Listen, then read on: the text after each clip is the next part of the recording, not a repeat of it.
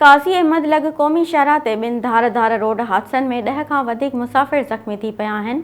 Reporter मलंग जतोई मूजिबि काज़ी अहमद मोड़ ते सखर खां कराची वेंदड़ तेज़ रफ़्तार कार जो मोटरसाइकिल खे ज़ोरदार टक्कर थी पियो। नतीजे में काज़ी अहमद जे रहवासी अली मुराद मल्हा, लुकमान मल्हा ऐं इरशाद अली राहू सख़्त ज़ख़्मी थी पिया, जिन खे काज़ी अहमद इस्पताल मुंतक़िल कयो वियो, जॾहिं त ज़ख़्मी अली मुराद जी हालत ॻणती जोगी हुजण करे नवाबशाह मुंतक़िल कयो वियो।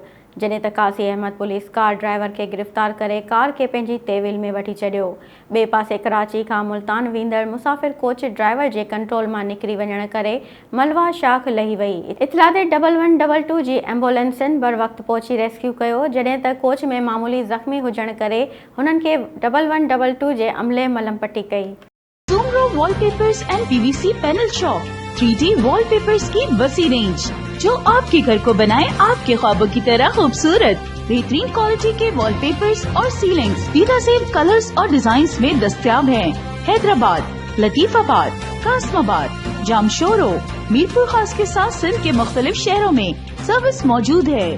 हर किस्म के 3D वॉलपेपर्स और सीलिंग्स लगवाने के लिए अभी राब्ता करें। कॉन्टैक्ट रांजन अली सोमरो। व्हाट्सएप 0333370786, 03333702 516। तालिब हुसैन 031713109660।